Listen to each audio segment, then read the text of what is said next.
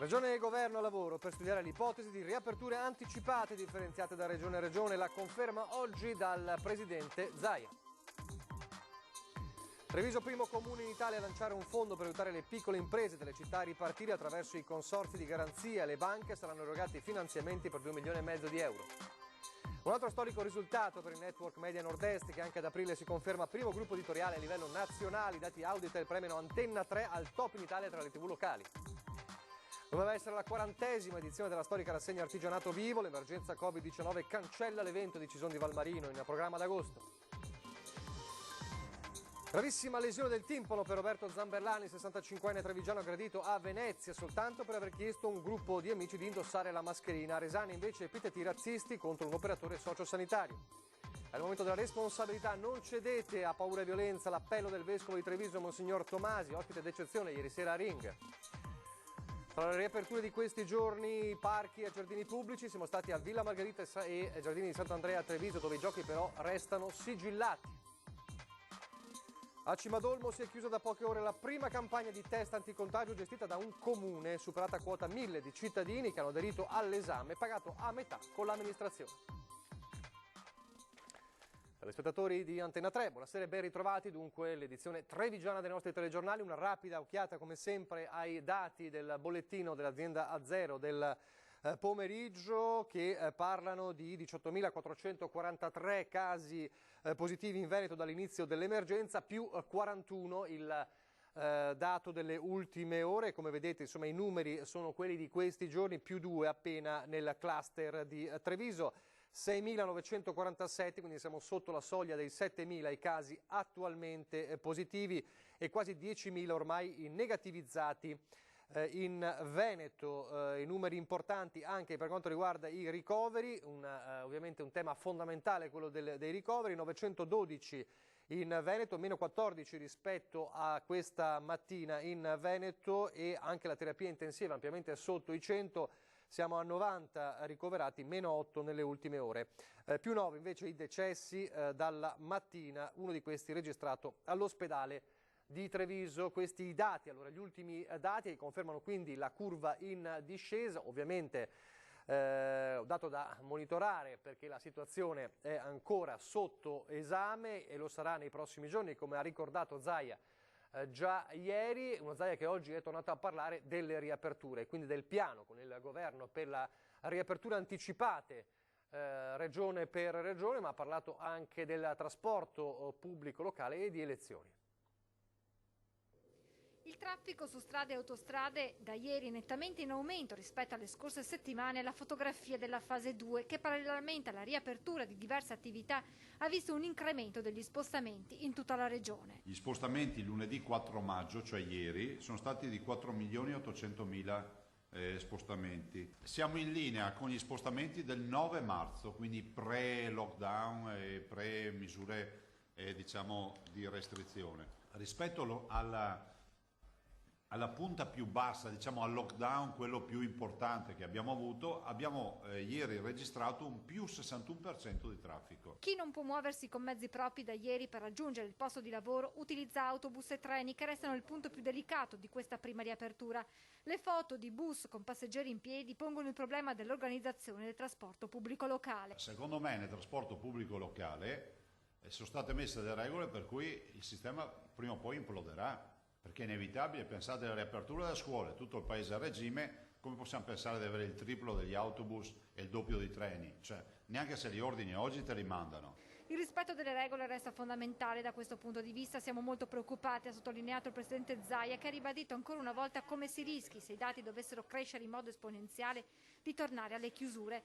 Questo sarebbe un dramma per quelle attività che hanno ripreso e certamente più significativo per chi è ancora fermo, come bar, ristoranti, negozi, parrucchiere, categoria questa che oggi ha manifestato proprio davanti alla sede della Protezione Civile a Marghera. Stiamo lavorando e ragionando col governo affinché le date che si sono ipotizzate ad oggi, che sembra la data, diciamo, limite sembra essere oggi il 18 maggio, siano anticipate. Questo è un ragionamento che stiamo facendo.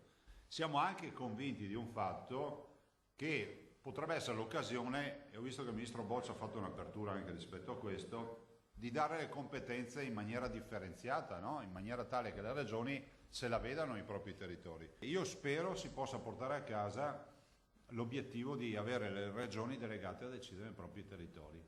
Non è che voglio parlare ancora di autonomia, però anche questa è una forma di autonomia che potrebbe essere utile, visto e considerato che abbiamo capito che le diverse regioni hanno avuto risultati e servizi erogati per la tutela della salute diversi da regione a regione. Intanto oggi 150 docenti, sostenitori della riapertura in sicurezza, hanno sottoscritto una lettera rivolta alle autorità nazionali e regionali per eseguire tamponi di massa perché la ripresa dopo il lockdown non sia effimera. Fare 5 milioni di tamponi, vogliamo dire che ci mettiamo quanto? Prendiamo il Veneto, quanto ci mettiamo? 100.000 al giorno? Ci mettiamo 50 giorni a farli tutti. Dopo 50 giorni può esserci uno scenario epidemiologico diverso da quello che abbiamo registrato.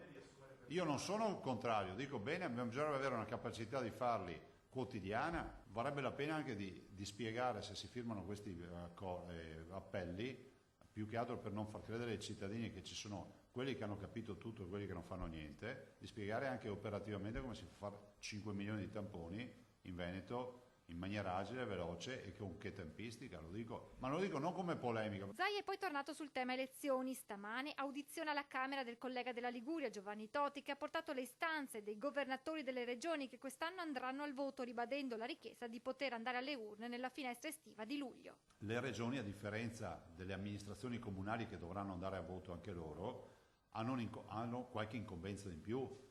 Il tema dei bilanci, il tema della sanità, la salute è tutta gestita dalle regioni, per cui noi non possiamo trovarci in un clima elettorale con le terapie intensive, penso che sia irragionevole, per cui penso che buon senso, ma dal governo arrivano segnali incoraggianti in questi termini, sia quello di andare a votare a luglio, a mio avviso il prima possibile. Si parla di questa data del 12 luglio, nulla vieta che in fase di conversione il governo decida di far presentare al relatore o presenti direttamente al governo un subemendamento, definiamolo così, per modificare il testo originario.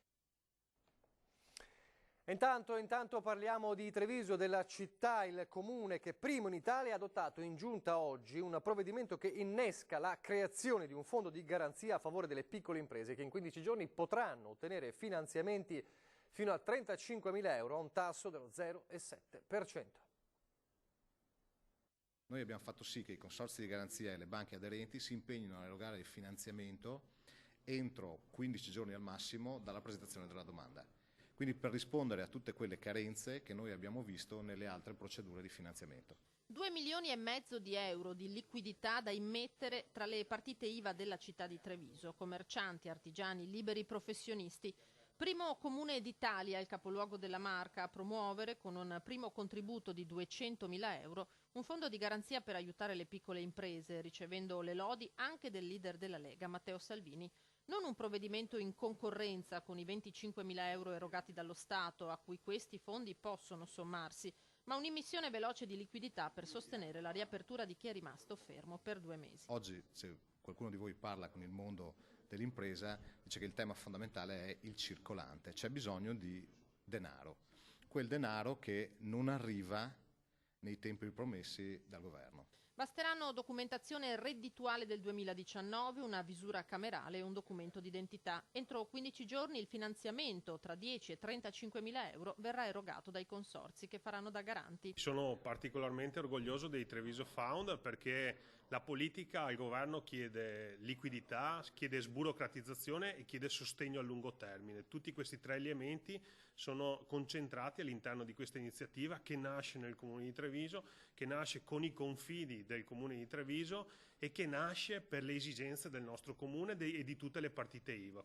In pratica per ogni euro stanziato dal Comune verranno erogate garanzie moltiplicate per 6 e finanziamenti moltiplicati per 12. Inutile dire che la platea dei potenziali beneficiari è molto ampia. Tutti i giorni riceviamo le telefonate delle nostre partite IVA che o hanno difficoltà ad accedere ai fondi quelli creati appunto dal governo, oppure ci manifestano la necessità di avere liquidità per ripartire con le proprie attività. Credo che questa iniziativa vada proprio nella direzione di sostenere le partite IVA e il tessuto socio-economico del nostro territorio.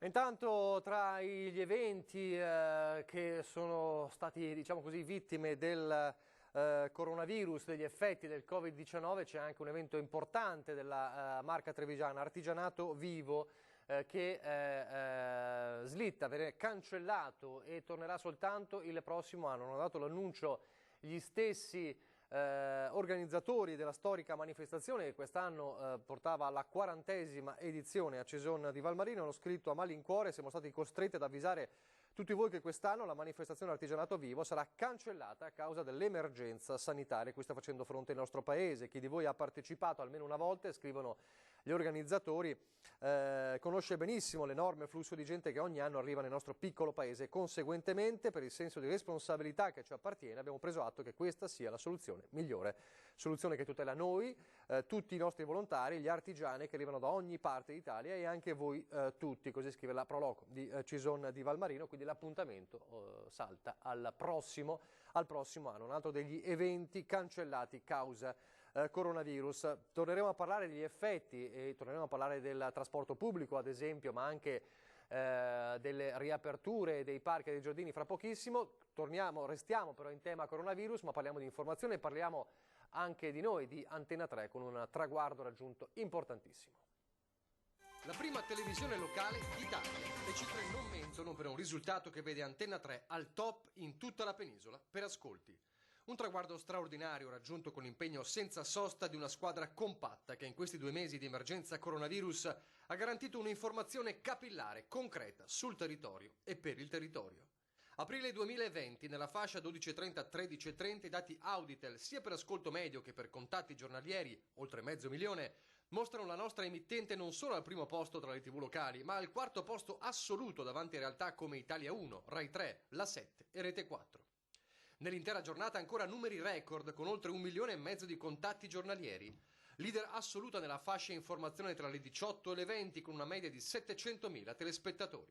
Non solo, in Veneto Antena 3 è saldamente la prima televisione, Rete Veneta la seconda. La conferma del traguardo raggiunto già a marzo da Media Nord-Est come primo gruppo televisivo locale a livello nazionale. Successo replicato ora, in questo mese. È un grazie a voi telespettatori per il legame che ci lega così a fondo.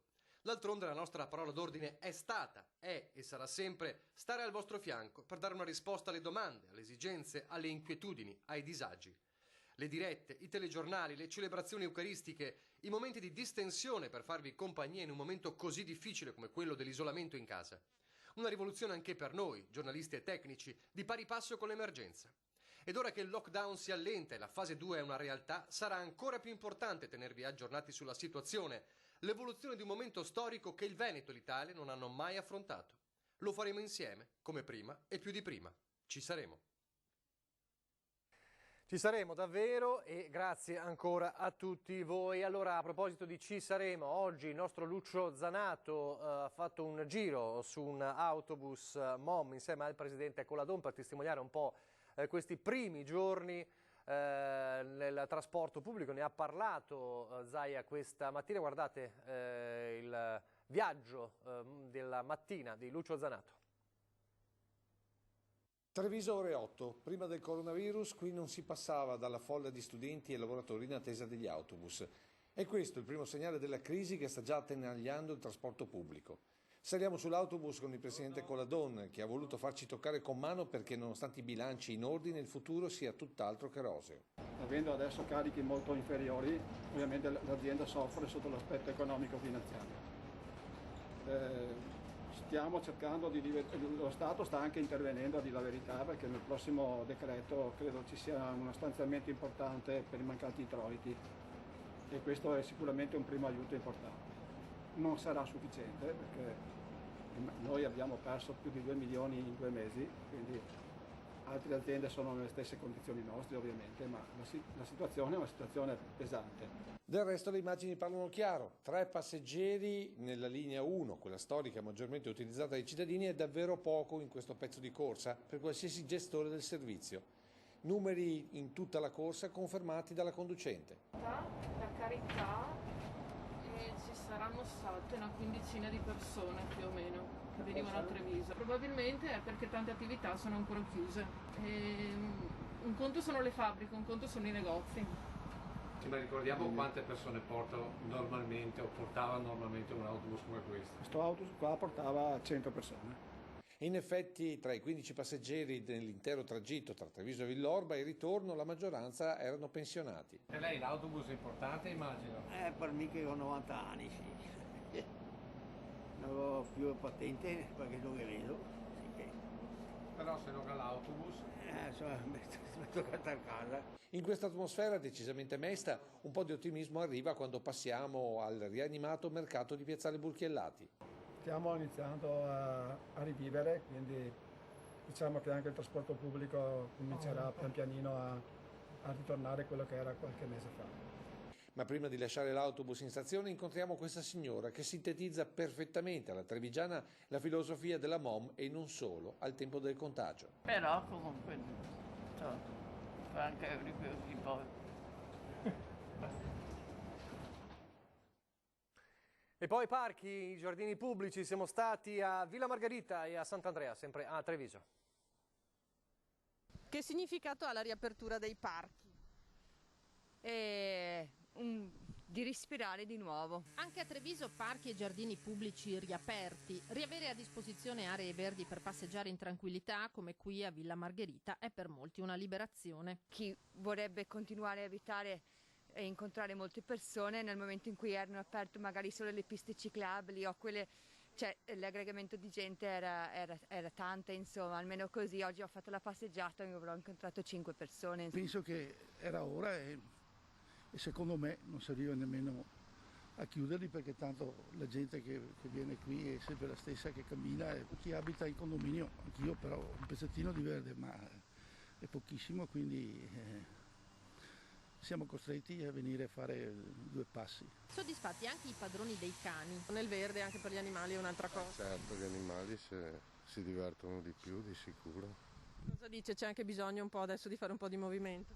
Sicuramente sì. Erba ancora alta, gli addetti di Contarina hanno iniziato gli sfalci, essendo le aree chiuse il comune le ha lasciate per ultime, e se qualcuno si è comunque lamentato c'è da dire che vederle in ordine ma con i cancelli chiusi avrebbe probabilmente aumentato il disagio. In passeggiata anche la regina trevigiana della pallacanestro, Nidia Pausic. Bisogna ritornare a muoversi, perché stare a casa fai tante cose, ma quando hai finito di fare le tue cose cosa fai? Guardi la televisione o pensi? E pensare troppo fa male al cervello. Questo parco è un po' il polmone della città di Treviso, per cui il fatto che l'abbiano riaperto sicuramente è un momento di sfogo per tutti. Unica nota ancora stonata, i giochi per bambini ancora sigillati. In ogni caso i bambini possono camminare, possono giocare, correre nel parco, che è lo stesso arrampicarsi, lavorare un po' su quelle che sono le attività motorie di base, diciamo, arrampicarsi, correre, rotolare. Magari anche usare di più la fantasia. Bravissima, esatto, la fantasia, incominciare a giocare a nascondino magari, che è un gioco un po' che è stato un po' rilasciato, tutti i giochi tradizionali di una volta. Situazione analoga anche ai giardini di Sant'Andrea in centro città, dove per ora si vedono solo adulti. Come tutte le persone, quando è chiuso dentro casa, solo i pensieri cattivi. Ci sono solo i giochi, ecco, per bambini ancora sigillati. Anche giusto, i bambini bisogna proteggerli. Spero che anche i bambini possano tornare a giocare sull'altalena, perché hanno bisogno un po' di stare all'aria aperta, e di vivere, di tornare alla vita. Ben venga il parco, le distanze, mascherine, ma cerchiamo di riprenderci la vita e di avere qualcosa di più positivo in avanti. Sempre a Treviso da ieri è iniziata la sanificazione dell'intero territorio comunale. A Cassugana l'hanno già nominata Operazione Trevisani. Macchine lava e spazza, ma anche aspiraliquidi, da lunedì stanno spazzando a fondo vie e piazze di Treviso. L'obiettivo è di eliminare il più possibile il diffondersi del contagio, con lo stesso principio per il quale ci si lava spesso le mani. State utilizzando del materiale biodegradabile, oppure, come è successo in altre parti, poi ci saranno le polemiche perché si usa la varachina?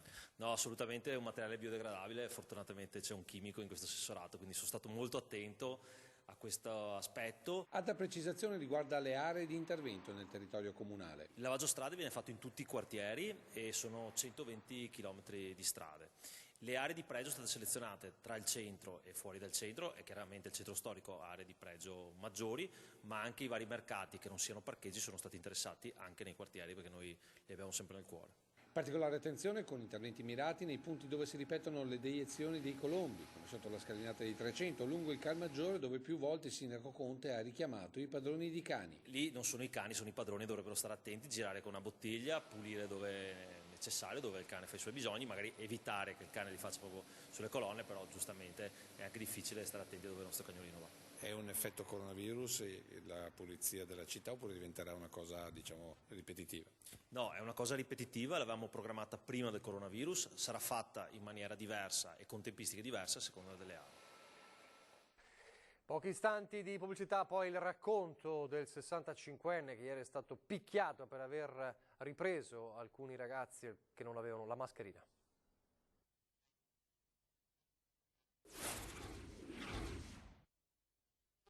No. Rieccoci in diretta. Allora, gli effetti collaterali anche sui comportamenti della gente con questa epidemia e questa emergenza coronavirus. E allora il racconto del 65enne Roberto Zamberlan, trevigiano, che vive ora a Venezia e che a Venezia è stato brutalmente aggredito, lo ricorderete, l'abbiamo raccontato nel nostro telegiornale di ieri, per aver chiesto a un gruppo di amici di indossare la mascherina perché non erano sprovvisti. Sentiamo allora il suo racconto, le sue parole. Portare la mascherina significa tutelare la mia salute.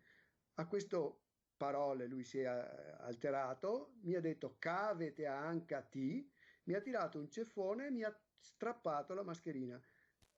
Al momento ho anche perso un po' l'equilibrio, poi mi sono ripreso, lui se n'era già andato, l'ha buttata per terra e questo è l'episodio. Racconta la violenta e brutale aggressione subita a Venezia Roberto Zamberlan, 65 anni, già gallerista d'arte, nato a Treviso, che dopo aver abitato a lungo a Preganziola ed essere stato assessore comunale, vive da tempo nel capoluogo lagunare, dove ricopre anche il prestigioso incarico di consigliere d'amministrazione della Fondazione Bevilacqua La Masa. Il pestaggio solo per aver esercitato un suo diritto, e cioè aver chiesto a un gruppo di 3 persone incrociate mentre stava rientrando a casa di indossare la mascherina poiché ne erano sprovviste. Mai avrebbe immaginato, dice, di subire il gravissimo danno al timpano per la violenza della risposta di uno dei 3. La rottura del timpano, la perforazione del timpano, anzi, guarda.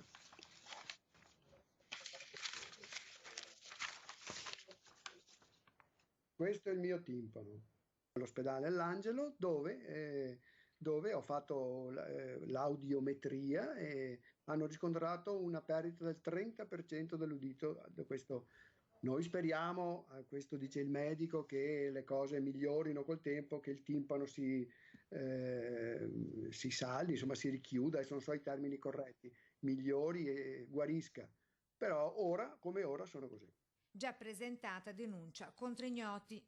È un episodio alquanto sgradevole, ma comunque reale. Altri effetti è quello che ha dovuto sperimentare un 37enne residente a Resana, bersaglio di epiteti razzisti in questo caso. L'increscioso episodio è avvenuto in piazza Resana. Il 37enne era andato a prendere del cibo da asporto. È un signore su una macchina che era già lì ferma mentre fumava la sigaretta. Appena sono sceso dalla mia mi ha subito detto in dialetto veneto: ah, non ti serve che te metti a mascherina, tanto tu te si negro, non ti ciappi il virus. Non prova rancore, solo tanta tristezza per un fatto che non ha nemmeno bisogno di commenti. È stato insultato per il colore della pelle, offese che lo hanno spiazzato, ma lui a questo signore risponde così. Intanto lo perdonerei sicuramente, lo perdonerei perché purtroppo non voglio vivere con il rancore. Anche nel 2009 avevo perdonato le persone che dopo ho saputo chi erano, che mi avevano fatto quei fatti. Li perdonerei, gli direi di cambiare mentalità, perché ormai ci sono i motivi per cambiare, ormai siamo un po' tutti aperti di mentalità e dobbiamo iniziare a essere un po' più liberi di pensiero, ma non possiamo additare le persone con termini dispregiativi in questo modo qua, assolutamente glielo direi. Luis Campagnaro, 37 anni, assistente sociosanitario e ambasciatore di Padova, capitale del volontariato 2020. Il mio lavoro è fare l'operatore sociosanitario, mi occupo di anziani e disabili in questo momento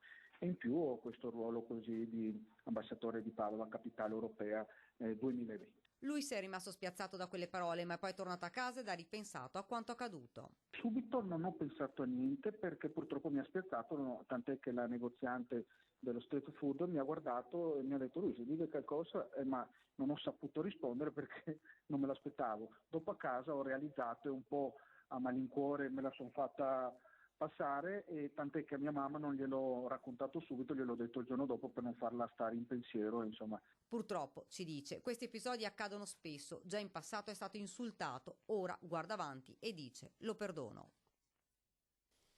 Anche di questo, insomma, di questi effetti sui nostri caratteri ha parlato ieri sera un ospite davvero d'eccezione a Ring, il vescovo di Treviso, Monsignor Michele Tomasi. La solidarietà, l'aiuto reciproco, l'attenzione gli uni agli altri sono la strada maestra. Se si passa alla violenza, all'aggressività, abbiamo perso tutto quel capitale sociale che abbiamo accumulato nelle scorse settimane. L'appello del vescovo di Treviso a Ring affinché la fase 2, tra maggiore libertà ma anche maggiore inquietudine per il timore di un ritorno del contagio, sia affrontata al meglio. Per Monsignor Tomasi ora è necessario rispettare le regole con responsabilità. Qui si vede appunto se abbiamo imparato qualcosa a livello di persona e siamo capaci di non lasciarci prendere dalla paura e dall'ansia, sono delle cattive consigliere, ma siamo costantemente attenti al bene di ciascuno e al bene di tutti. E poi le difficoltà dei parroci alle prese con celebrazioni dei funerali autorizzate dal governo ma complicate da gestire, soprattutto nelle piccole parrocchie. Se un parroco dovesse vedere che le condizioni non sono date, io ho chiesto di celebrare quando tutte le condizioni sono realizzate. Se non è così, c'è la regola che abbiamo seguito fino ad ora, il commiato al cimitero. E le messe? Ancora non c'è una data certa per il ritorno previsto per fine maggio. In ogni caso già ci si interroga su come sarà possibile soddisfare tutte le esigenze, sicurezza in primis. Qualcuno ha ipotizzato l'aumento di cerimonie giornaliero per scaglionare la presenza dei fedeli. Forse quella di celebrare di più Eucaristie potrà essere una parte della soluzione, però al momento non sono in grado di dare indicazioni pratiche e realistiche. Dobbiamo anche aspettare le indicazioni che verranno a livello nazionale. E adesso a Cimadolmo, dove si è chiusa da poche ore la prima campagna comunale nella Marca di test anticontagio sulla popolazione, superata quota 1000 di cittadini che hanno aderito all'esame, pagato a metà con il comune, una sorta di autogestione dello screening. Perché è venuto? È venuto per tranquillizzarmi, no? Facciamo questo test e così dopo stiamo un po' più tranquilli. A Cimadolmo la pensa così un cittadino su 3, considerando che su una popolazione di oltre 3.000 persone, oltre 1.000 hanno deciso di sottoporsi al primo esame diffuso su coronavirus organizzato da un comune della Marca. È uno dei primi comuni che ha fatto da apripista per questa iniziativa, che crediamo sia una iniziativa bellissima e che metta in sicurezza il cittadino. L'idea è partita dal sindaco Giovanni Ministeri qualche settimana fa e logisticamente è stata perfezionata dalla locale protezione civile. Qua abbiamo la fortuna di avere un palazzetto molto ampio che mi permette di avere distanze di sicurezza. All'esterno, quando il pubblico, quando la gente arriva, misura la temperatura, si lava le mani, entra, ha un percorso dove vengono raccolti tutti i dati generici per il riconoscimento, passano al secondo step dove vengono fatte tutte le fialette e poi accompagnati sul centro di prelievo dove viene raccolto il sangue. Questo sangue a tempo breve viene portato al centro medicina che poi ci dà entro 24 ore il risultato delle analisi. Un esame diffuso con l'obiettivo di individuare chi il virus l'ha contratto ma senza conseguenze. Positivi asintomatici che inconsciamente però sono il veicolo principale di diffusione del contagio. Ecco il perché del successo dell'esame preventivo che, va ricordato, viene pagato per metà dai cittadini e l'altra metà dal comune. Abbiamo deciso di contribuire per agevolare ulteriormente il cittadino affinché potesse sentirsi sicuro e informato soprattutto. Adesso le notizie dal Bellunese.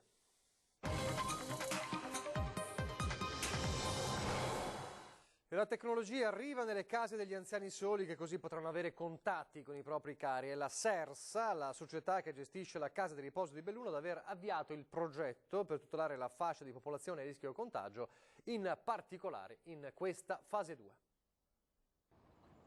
Ai tempi del coronavirus le persone anziane sono quelle più esposte a rischi ed è il motivo per cui è opportuno che restino a casa il più possibile e che limitino al massimo i contatti sociali personali. È un tema molto attuale e sentito, quello dell'isolamento sociale. L'abbiamo capito anche ieri direttamente dalla voce degli anziani che abbiamo incontrato in piazza, cosa abbia significato per loro questo lungo periodo di solitudine lontani dai propri cari.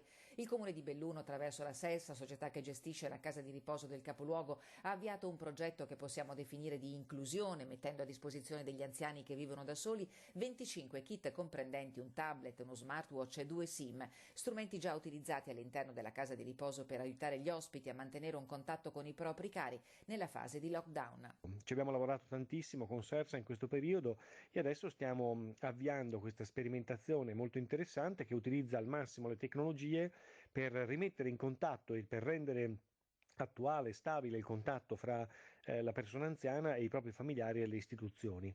I kit saranno consegnati a persone con più di 75 anni e che possono contare su un parente che possa andare a ritirarli e spiegarne poi loro le funzioni base. Gli strumenti saranno concessi in comodato d'uso gratuito fino alla fine del 2020. Per gli utenti non ci sarà alcun costo aggiuntivo, visto che le tariffe delle SIM già installate negli apparecchi saranno a carico di Sersa. È un tema questo che probabilmente avrà un eccellente sviluppo in futuro, qui facciamo un po' da pionieri e se la sperimentazione funzionerà bene ovviamente potremo anche ampliare ulteriormente questo interessante progetto.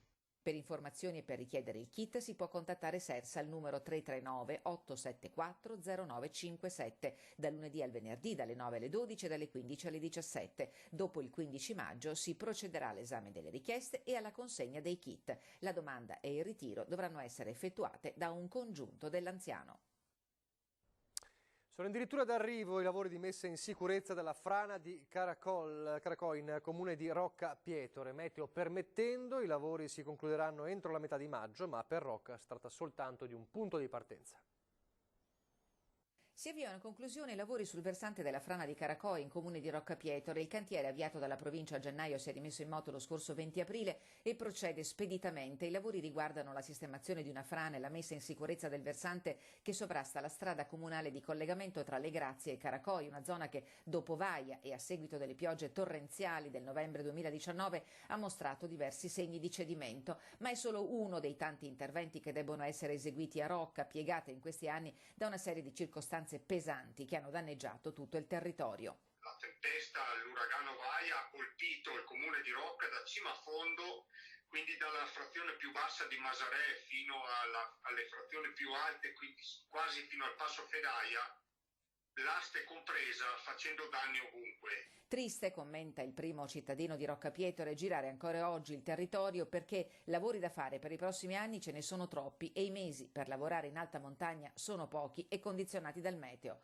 Oggi, oltre al clima, si sono aggiunti i problemi legati all'emergenza Covid. Vedo che adesso iniziano piano piano con tutte le difficoltà del caso, perché adesso bisogna anche riuscire a dare a queste imprese, a queste ditte che lavorano la possibilità di mangiare e di dormire sul posto, perché non tutti sono vicini. E questo è uno dei problemi che l'amministrazione sta cercando di risolvere. Resta la fiducia, nonostante tutto. A Rocca Pietore, dopo essere stati interessati da un'emergenza neve importante del 2014, con la grande valanga che ci ha travolto la seggiovia, gli ski lift di Malgacciapella fermi, la stagione persa, quella successiva fatta a metà, diciamo, poi è arrivato Vaia dove ci ha visto in pieno epicentro, occhio del ciclone con 110 milioni di danni sul territorio, adesso il coronavirus. Mi viene da dire che la gente e anche il sindaco sono piuttosto stanchi. Come dargli torto? Adesso in chiusura, come sempre, parliamo di bimbi in TV. Allora oggi facciamo vedere i video di Diego da Marcon, Chloe e Matteo da Ponzano, Jason da Treviso, Jacopo da Riese, Mattia da Sant'Angelo di Piove di Sacco, Novella e Pietro da Conegliano, Tommaso e Leonardo da Villorba. Eccoli.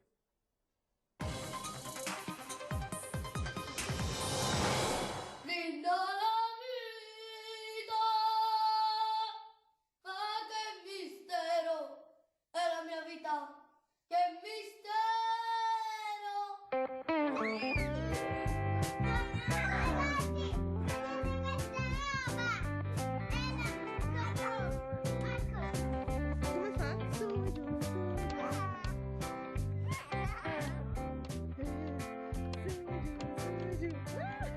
Lavatevi le mani con la mucchina, portate sempre la mascherina, i guanti servono per le mani, ma soltanto che 1 metro di distanza non fa mancanza.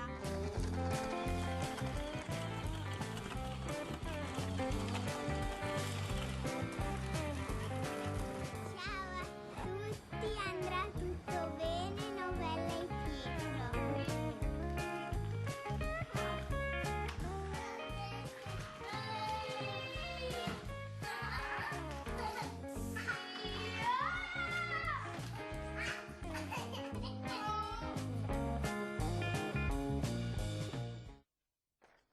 Continuate come sempre a mandarci i vostri video, ecco come, con il cartello vediamo, 351 175 5340 via WhatsApp e noi li manderemo in onda. Ci sono tantissimi video, ovviamente pazientate se non vedete il vostro video magari nel giorno in cui l'avete mandato, ma li stiamo ovviamente selezionando giorno per giorno per farli vedere davvero tutti. Siamo in chiusura, vi lascio alle previsioni del tempo, poi fra pochissimo ripartiamo con l'edizione straordinaria, ancora l'emergenza coronavirus in primo piano.